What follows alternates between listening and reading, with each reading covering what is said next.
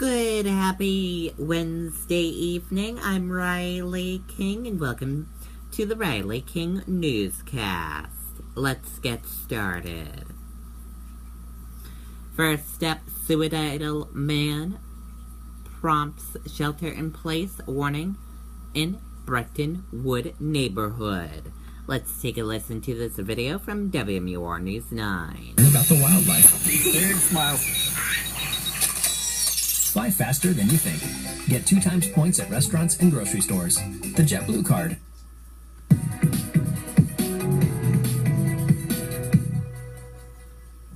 That's right. Obviously, the events of 2 years ago on the top of everyone's mind tonight. The good news, the scene is all clear at this hour. The bad news, a man was found dead inside of his home. Now, authorities from multiple agencies were called here to a home on Mill Pond Road around 1 this afternoon for reports of a suicidal man. That triggered a shelter in place for all people who live in this area. Police tell us they tried to get to the man and talk him out of the situation, but they had no luck. The man was later found dead inside his home to an apparent suicide.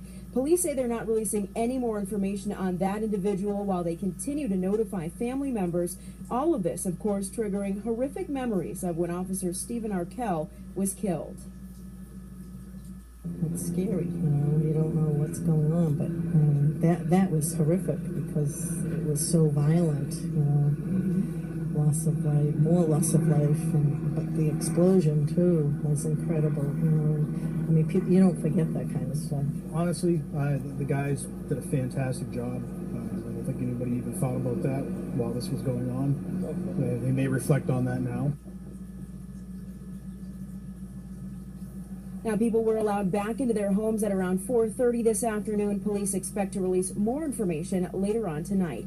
Live in Brentwood, I'm Charisse LeClaire, WMUR News 9.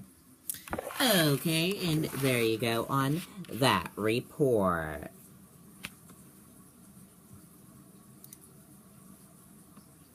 Republicans ready to support Ginta after narrow win. Let's take a listen to this video from WMUR News 9. And a scuba diver. What do you know? A scuba diver. With Swath Kids, that time is another great adventure. Every adventure ends in clean. Swath Kids.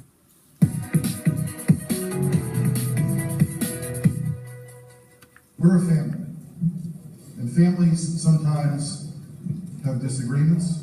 But for more than a year, it was a family that had disowned him. So you really couldn't blame Frank Ginta if he felt a small measure of satisfaction on Wednesday, as those who had called for his political head on a platter sang a different tune.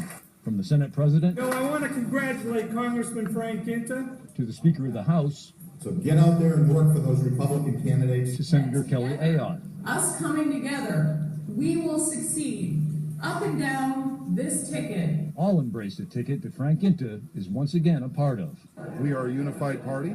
I'm looking forward to making sure that everyone on this ticket wins in New Hampshire, starting with Kelly Ayotte. Elections are about the people. They make the decisions. It's the party's job to make sure that those Republicans who have been chosen get elected. And we're ready to do that for all of our nominees. During last week's Granite State debate, though, challenger Rich Ashew said if Ginta won the primary, he might support him, with conditions. So, if Frank was to admit that he broke the law, admit that he lied about it, and apologize to the voters, then I'd consider supporting him. Well, none of that happened, so true to his word, Ashew only offered support to the GOP ticket collectively. But if hard feelings do exist, they weren't visible on Wednesday, and the newly minted GOP candidate for governor pinned much of the drama on a familiar foil. That's all press-driven. That really is all press-driven. Sorry about that. So the general election first CD matchup now threatens to give the Rocky franchise a run for its money. This November, New Hampshire voters will witness Ginta Shea Porter Part 4. Live in the studio, Josh McKelvin, WMUR News 9. Okay, and there you go on that report.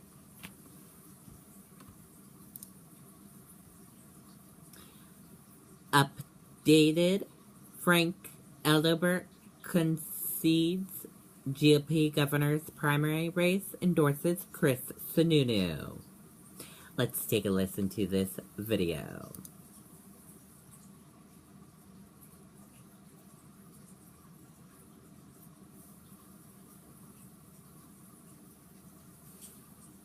I just made plans for later in case the state doesn't go well. Same here. Wouldn't it be great if everyone said what they meant? The City Double Cash Card does. Earn 1% cash back when you buy and 1% as you pay.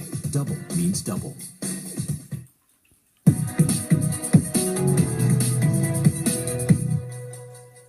Let's go get him. Let's go get him. Absolutely. Go get him. This afternoon, Frank Edelblue conceded the Republican race for governor to Chris Sununu, who wasted no time pivoting to the general election and his Democratic opponent. We're going to continue talking about issues, talking about things that matter, talking about plans to get our stagnant economy going again. My guess is they're going to keep slinging mud and doing anything they can to avoid talking about those issues. The executive counselor from Newfields won by just 804 votes out of more than 100,000 cast. The narrow margin, apparently, a Sununu rite of passage. Tough primaries seem to be a family tradition. I think I won my primary by 1,400 votes. My son John won his Senate primary by 616 votes, and it looks like Christopher will win by about 1,100. Sununu will face Democratic gubernatorial nominee Colin Van Ostern, who was in Nashua today discussing his plan for a $300 million extension of commuter rail to New Hampshire. I ran on this issue. It's one of the reasons I ran for this odd thing called the Executive Council in the first place.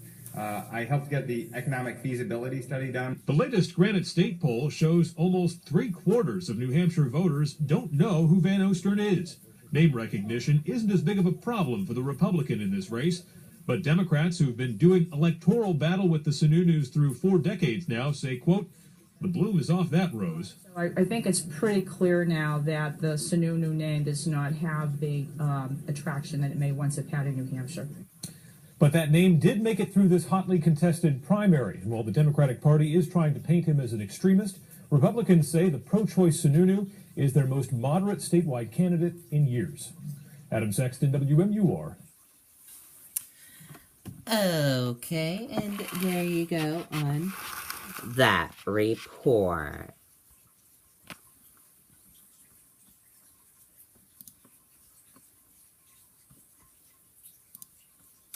Hillary Clinton releases more medical information following pneumonia diagnosis.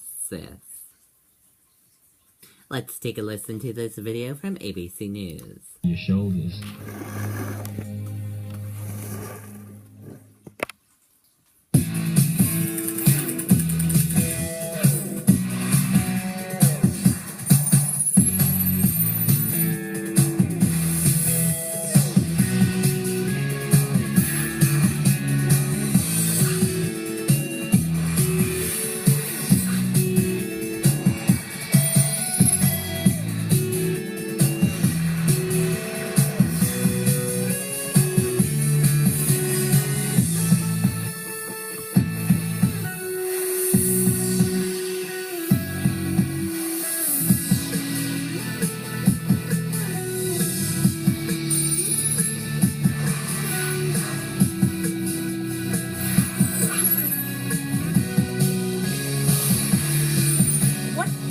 At this point, does it make?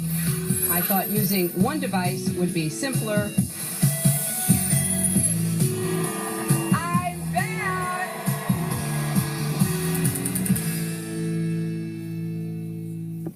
Okay, and there you go on that report. After Hours Buzz, APOG, WFC, TWTR, and more. Shares of Apogee Enterprise shot up about 6% in after hours trading after the firm easily beat quarterly earnings and revenue expansions.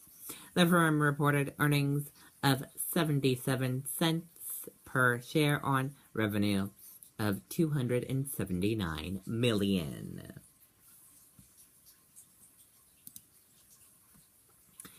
Pastor interrupts Trump to stop him from attacking Clinton in church.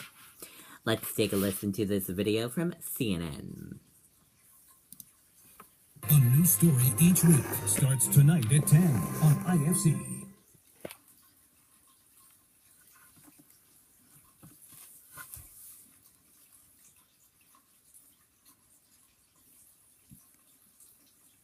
Now Hillary Clinton.